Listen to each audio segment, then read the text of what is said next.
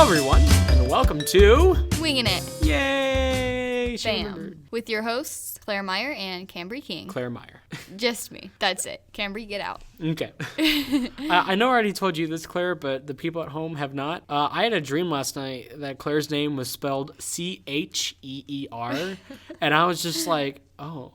like I was writing something down. She's like, that's not how you spell my name. You know that, right? I was like, what are you talking about? She wrote it on the board. It said cheer. I'm like, oh. You know that's how my parents actually spell my name. Shut up. But, yeah, so my name is spelled Claire for anyone out there who's wondering. who cannot read the description. Hey, you never know. Hey, okay? you never know. You never know. So, anyway, we haven't talked about football in a while. In a little bit. We haven't gone in depth, I should say. We talked about it a little bit last episode. Right. We have a home game. Yes. It seems like it's been a while, which maybe that's just me. It's been 2 weeks. So. Yeah. So, we're back at it again. Back at it again at Krispy Kremes. I didn't mean to make that reference, but I did.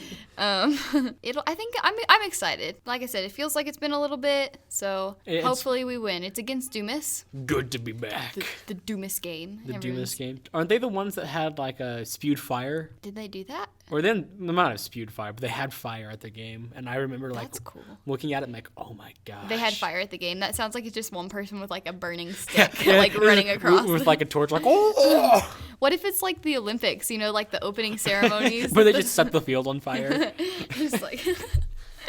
But you have to set it on fire in the shape of something. That way it's legal. Well, I mean, this is probably just probably won't make it into the final of the podcast, but back in the day, I think it was Canyon and Hereford. We used to have like a really, really big rivalry with them. Mm-hmm. And one of the kids I was talking to, one of the people in our grade, apparently his grandma went to Canyon High, so it's been a couple generations ago. And this is back when they still had grass on the field. Mm-hmm. And they would put something down on the grass in the shape of a C. So like when it was game time, I think it was salt. And when it was game time, there would be dead grass in the shape of a C. In the shape of a C. In a shape of a C at the Hereford game. So yeah, we used to be intense. That is intense. Yeah. So I'm glad that's cooled off just a little bit. Yeah. I mean, we're not really. I think after Randall came, we more became rivals with them than with Hereford. But we still don't like kill our grass. I mean, I guess we have turf. Yeah, we have turf now. So we don't kill our turf. I mean, cuts to someone stabbing the turf. But yeah, it's the pink out game, right? That's what you said. That's what I said. I mean, that's what I heard from band. Oh, okay. That we're all going to be wearing that would pink make bandanas. sense. That would make sense. Yeah. So pink out, all that kind of stuff, fun. Also, fun. Let's see. Today would be the last day of the blood drive. Oh yeah. Yeah. I couldn't donate. I can never donate. Oh, I'm sorry. Wait, why can't you? Because I donated at the last one, and I donated my plasma. I'm pretty sure is what it is. Oh. And so you can't donate 150 days or something after you donate. Oh, I didn't know plasma. that. Yeah. There's a lot of rules I don't know. Like I guess I knew the rule, but it didn't process. I guess that you couldn't have like a tattoo or piercings within a certain time period before you donate blood. That makes sense. No, it does. I just didn't even think of it. But yeah, so congratulations to everyone who's donated. Yeah, congratulations. I can't. Hey, you will one day. One day, maybe. One day. I think it changes once you're 18. I think it changes. Yeah, I age. think it does. So you might be able to donate the next one. Maybe. So maybe. So anyway, another big thing that we haven't really talked about, and it's October, and so I feel definitely nearing the end of October. Mm-hmm. So I feel like we should talk about is spooky experiences. Spooky, it's spooky time. So do you have any? Whenever you mention October, that's what I'm gonna do now. Just spooky. It's gonna be January. You're like spooky. Well, that's the rule now. Anytime that particular month is mentioned, that's what I'm going to do. Right. Yeah, so I have a couple of spooky experiences. Do you want me to? Yeah, you go ahead and start. Okay. Well, my first spooky experience is every time when it's dark outside and I have to walk from my car to my house. That's really scary. Yeah, that makes sense. I don't know why, but it really freaks me out. And if I'm ever on the phone with anyone and they're like, "Oh, you better watch out," I'm like, "Oh no!" You're like, "You better not cry." Like. But people saying stuff like that actually terrifies me. Like I don't know if it's like it's just a response that I have like immediately. I'm like anxious, and I don't know why that is, but every time someone's like, haha, I hope the werewolves don't get you, I'm like, maybe they will. Oh no. And it's not because I'm unrealistic, and it's not that I'm afraid of the dark, right. because I've been in the dark before, but it's just that walk. I sit home in the dark every night. No, but it's just that walk specifically is really creepy for some reason. I can understand that. I don't have that because I literally open up my door and my truck's right in front of me. So I open it up and I like run to it and I'm good. Yeah, you do the run like after you turn off the light. You're like do do do do do. Well, no, it's because like mine is like sloped downward, and so it's more fun to run up than it is to just walk down. It's kind of scary when it's like icy outside. It's subject for a different time. Real fear is slipping on ice. I did slip on ice one time and it was scary, but again, that's for another time. Check out Winging It. I forgot what it's called for a second. Yeah. Oh yeah, the show that we're doing.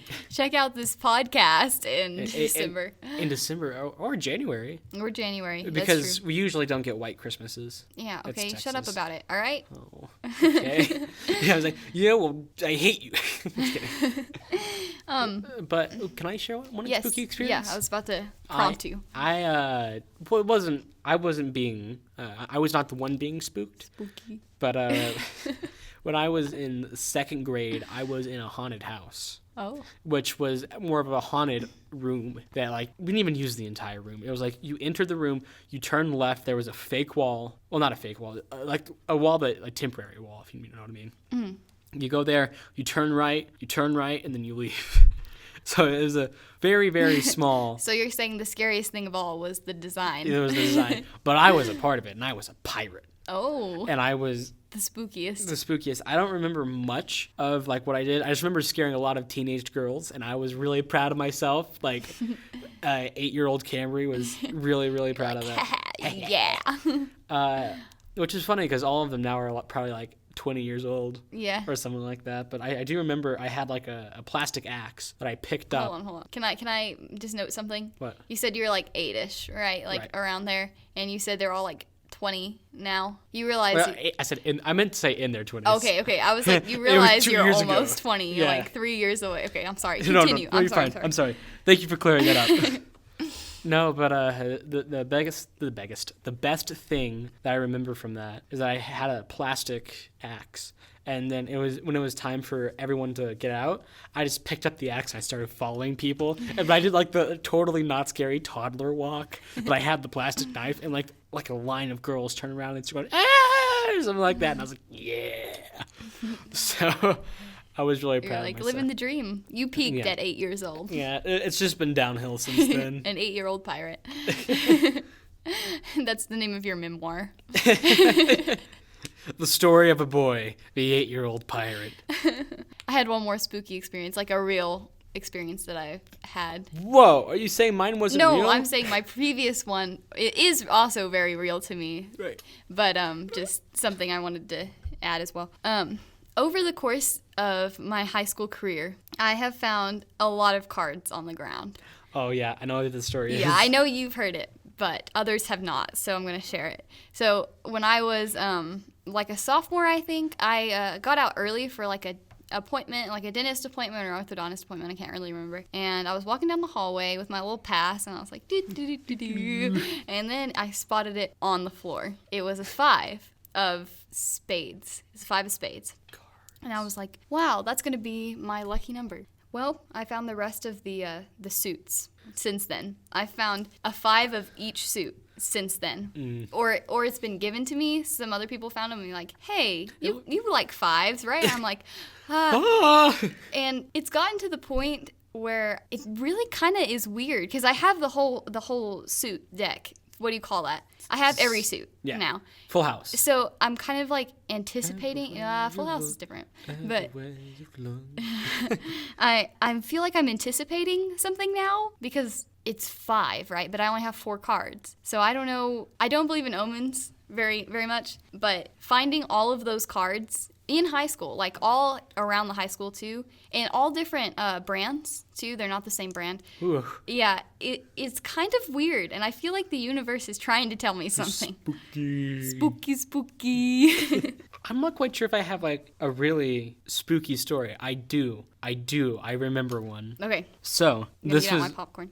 Get out your popcorn. This is probably me 6 or 7. So like this was many years ago. I still remember this very clearly. I was at some sort of party for, I'm not quite sure if they were firefighters or not. My dad wasn't a firefighter, but he might have been a volunteer firefighter. I'm not quite sure. But there was, he might have known some firefighters or police officers. And anyway, there was a party for all of them and their family, and my dad brought us to it. And I remember that I was at that party. It was a Christmas party. I just got something from Santa. And I was so proud of myself. I was so happy. And I was looking, I was like, hey, look, there's a kid. I'm going to follow him. So I was like, I'm going to follow him with my eyes. And so I was watching him, and he was going, and then he walked behind an adult and then just disappeared. Wow. That's spooky. Was he at the rest of the party, or was he just gone after that? I just saw the back of his head. Okay. So I'm not quite sure what he looked like. But, like, I just remember him walking past an adult, like, at full speed and then just disappeared. Wow. And, yeah. I can just picture, like, little Cambry being like, whoa. He's like, whoa. That was before, I think I had my spiked hair then. It was before the buzz cut. Ah, yes. Yeah. The buzz cut didn't happen until we moved here, so. Gotcha. But my regret did not start until then. Also, in addition to like spooky things, the paranormal activities. That reminds me of a certain episode. I don't know which one though. Could I mean, it could be any of them. It could be like it could be episode 2 for all we know. Another thing that goes along with the October theme is scary movies. Spooky movies. Spooky. I never really enjoyed like actual horror movies. Yeah. Because I get scared way too easily. Like I looked at a picture, Slenderman. That used to scare me when that was a big thing. Mm-hmm. Like I still didn't go see the Slenderman movie that came out earlier. Yeah, I didn't see it either. That might be rated R. Because I shouldn't say that. Well, I thought it looked bad, so that's why I didn't go see it. I didn't think it looked scary enough, which is funny because that's the difference between us. The gist though, it's a tall man. You get very scared very easily. Yeah, which you don't. Yeah, I don't get scared easily, and I actually kind of enjoy it when I am. Not the run to my car, as I don't enjoy that, but like watching a scary movie is like fun for me because I'm like, oh, whoa, wow, oh, he's got a knife. Wow, what is she doing? I think that's good. What's going to make this next conversation good, because the movies you want to talk about are completely different than the movies that you want to talk about. Yeah. I want you to start first, just to show the dynamic contrast between these two. Well, the problem is most of mine are not appropriately rated for us. But I've always enjoyed scarier stuff. The themes of the movies that I'm thinking of, like really classic horror movies, like the music themes, are really awesome, and I love them. Yeah. And I don't know, they're just my favorite. And you actually asked me a question today. You were like, wait, what's this from? Oh, yeah. You're like, it's from that one movie that's named after a holiday. Yeah, and I was like, got it, because I am very passionate about those kinds of films. Well, it's because Mr. McCullough played it on the announcements. Yeah. Hey, because we're getting a lot of spooky things today. But all the movies that I watched when I was a wee lad back in the day, of the Halloween movies, I watched Halloween Town. Halloween Town was the jam. I actually didn't see it. Halloween Town is awesome. Like, there was Halloween Town 2, Return to Halloween Town High. Mm-hmm. And, like, I remember that there was the girl and the brother, and then the brother was, like, super smart, and he was like, fine. I'm not quite sure. This might have been Halloween Town University or something like that. Mm-hmm. But he was like, fine, I'll do your book report for you. Snaps his fingers, and, like, a bunch of books come in, and he reads it all. I was like, okay, this is what you need to write. I was like, oh. See, that's your kind of like, oh, yes, this is cool. And then you're like, one you were scared of, right, is Monster House. Which I loved as a kid. I was like, oh, yeah, they're going inside the house. Monster House was 2006, so I was 4 years old. We were 4 years old when it came out. I loved it. I know. Like, I still remember, like, the house opening up and the rug that was the tongue. Yeah. Like, grabs someone and pulls them in, and, like, so cool. No, it wasn't. It was terrifying. It always made me sad at the end, though. I've never seen the movie. I still haven't to today. Oh, you haven't seen it? Nope. Oh, Cambry, it's so good. I remember that, like, I think that someone died in the house or something like that. I think I know, like, a general synopsis of the movie.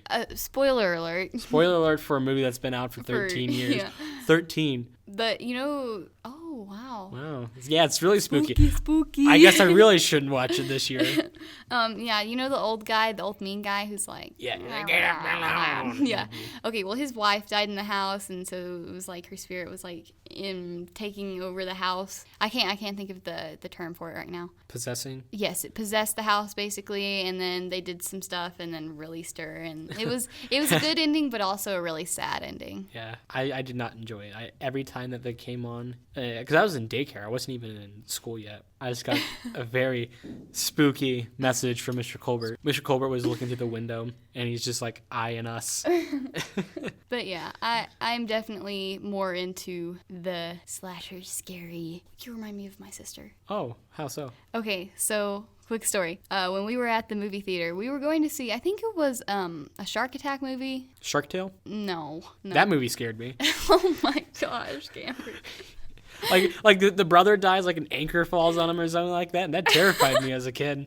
Okay, like the vegan shark. Sorry. Anyway, continue. Okay, well, no, it was like an actual live action shark attack movie, but it was all scary previews because I think it was released in October, and there was this other preview for a film. It was kind of scary, like it was like, oh, this is scary. It would have scared. You would have had to leave. Yeah. But no, I wouldn't have gotten to see it. This preview was just, like it was like dark, and then she was there and like all that kind of stuff. My sister had bad dreams about that trailer for a week. The trailer. Not even the movie, but the trailer. I understand that. There was a certain Stephen King movie that came out 2 years ago that I saw the trailer for. I didn't even see the entire trailer. I saw like the first half of it, and it terrified me. Like, I just can't. I just can't. It was like, no! And then like, boom, the thing pops up. I won't say what it is, but it was very scary. Well, I'm sorry. I'm sorry that you've been traumatized by the movie trailers. You know what scared me? Plebe. I was going to say plebeian. Plebeian. Well, I'm a king, though. I'm an actual king. You can't say that. Not in the realm of horror movies. Anyway, okay, continue. That's true. I was scared by Wreck-It Ralph a little bit because it Turbo, like when he went 3D, he had yellow eyes. Cambry, you can't be scared of an eye color. Yeah, I can. I was scared of The Legend of Zelda Majora's Mask. But that I feel like that one's a little bit more justified. I'm gonna... Okay, sure. Yes. Yeah. Have you seen anything from that game? No, I have. I just don't think it's scary. Well, I mean... Okay, just so you know, spooky. when I was scared, I was probably like, okay. I was young. It's not like I was scared by it last week. That's fair. Like, I'll tell you right now, I'm a lot less of a scaredy cat now than I was back in the day. Right. I used to be really, really scared of fighting. Scared of fight. Yeah, I can tell. There was one thing that made me sad though. Like, did you ever watch Wizards of Waverly Place? No. There's this part where like this one girl gets turned to stone, and then they push her over, and then like it breaks, and I'm like, they just killed someone. And so like that scarred me. I was watching Mythbusters by myself one day. Okay. And then after that, something about black holes came on, like a documentary on black holes, and they said, this black hole's gonna kill us all. And I was like, what? So I was scared of black holes for a long time. I love how I know too, this isn't just like kind of an abstract fear that you have that comes back when you think about it. It's like a weighing on you presence, like every day it's like, it could be the day that the black hole gets me. That could be the day. But anyway, so that's mainly the movies that I watched. Yeah, I was gonna say, we were talking about like kind of scary things, like things that people want you to think are scary, like clowns or your Do you remember freshman year? I'm sorry. No, you're okay. But do you remember freshman year when there was like clowns running around everywhere? Yeah, I do. Oh gosh. See, okay, that was my point exactly. Like, it's like things that you think are scary is like clowns, like in a clown sense, or like stuff like witches or like things like that. What is actually scary? People in clown costumes that are not hired. They're not professional clowns. Yeah. They didn't go to college. They didn't go to clowns. Clown college. Crush the Clown. Things like that are actually scary. I remember very, very clearly freshman year. So like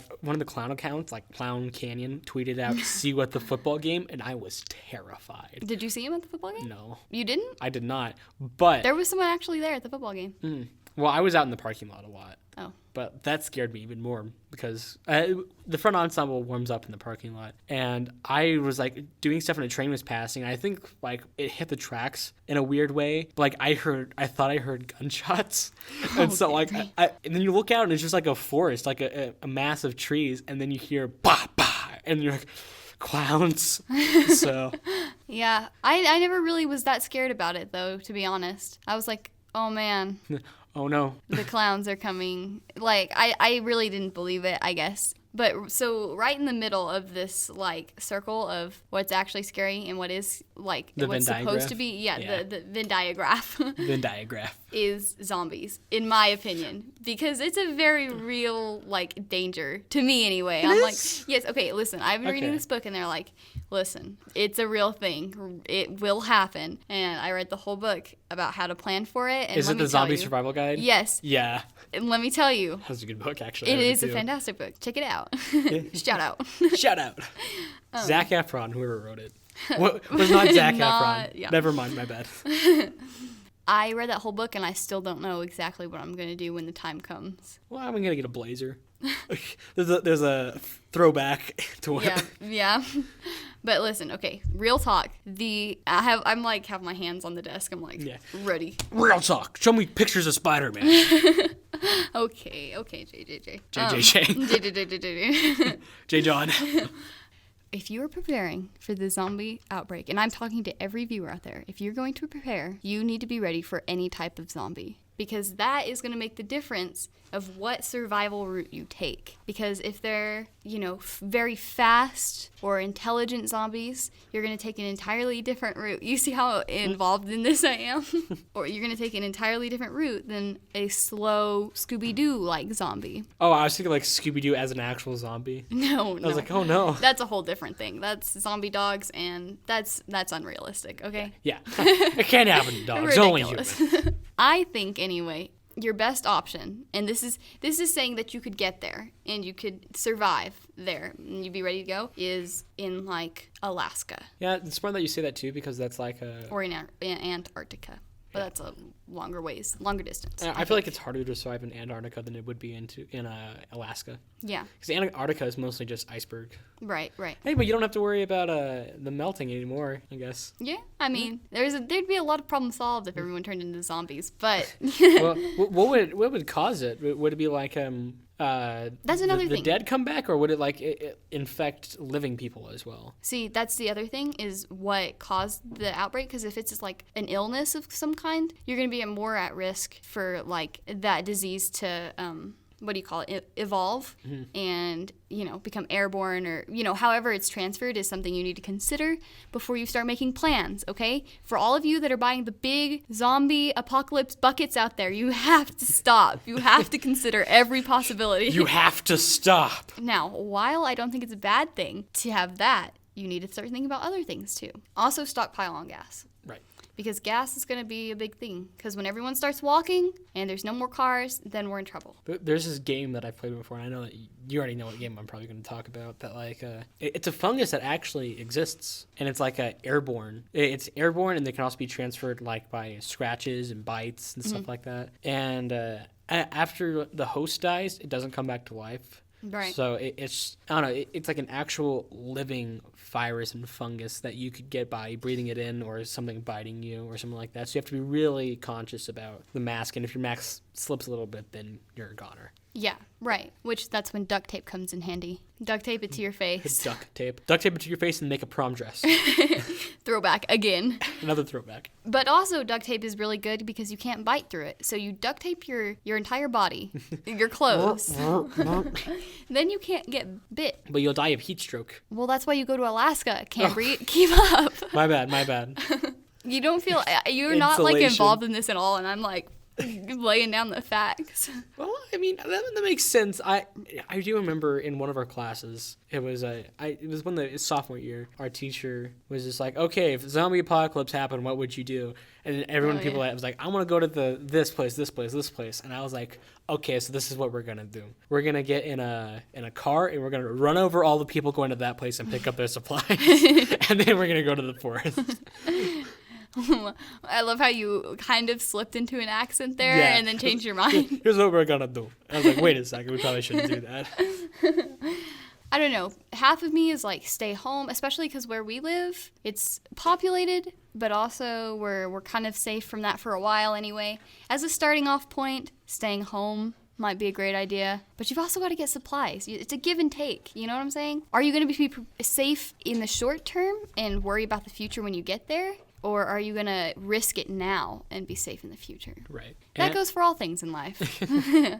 I think this is less of a, like the reason why the zombie apocalypse intrigued me a lot is not necessarily like survival and zombies and stuff like that. Like the reason why the narratives interest me is more, the zombies are a thing, but it's more of a commentary on the humans and like how we would react in that sort of condition, like sort of Lord of the Flies aspect where like it's just kids stranded. Well, it's just us stranded. There's no government. There's going to be people coming in trying to fix all of this, but how do we as people react to the world as we know it completely shifting its dynamic? Right. I think that depends on the person. Mm-hmm. Honestly, because I think someone who gets scared of like Monster House will I don't know who I'm naming specifically. I was scared, okay? I'm not scared anymore. No, I think it really does just depend on the person and how adept you are at dealing with change already. It's a very fun thought, and there's a lot of post-apocalyptic movies that we see that there's people that like create cults that are super, super intent on murder. And stuff like that. So it's scary, but it's also interesting to see those people that like, they might inhabit a dam or something like that to get electricity, and it's a very interesting thought to me. So yeah, that's all I have to say. So yeah, I think that's about it. Thanks for hanging out with us. Hanging out. I want to do a little proposition real quick. Okay. So Randall, I know you have a podcast. Okay, how much would it take for us to like mingle a little bit? Mingle is the word you're gonna use. Yes, I'm just a little curious, Randall, because I know you guys have podcasts too, and I don't know. I think we should collaborate a little bit. I like it. I think it's cool. So, hey, Randall, I'm gonna call you out. Okay, I want to do a podcast with you guys, Randall podcast people. Randall podcast. Randall podcast. Yeah, I'm all for it. Yeah, so sweet. Yeah, that's our shout out. Yeah, your move, Randall. The chessboard has been set. I am, of course, the king. Oh, okay. The king piece. I'll just be a pawn. Bishop. Thanks, I think. Anyway, that's all, everybody. Thanks for watching. Thanks for watching. Thanks for watching. Thanks for watching. With your ears. Hey, it'll make more sense if this is on YouTube. Okay, seriously, guys, thank you for joining us, and I hope you enjoyed us just winging it.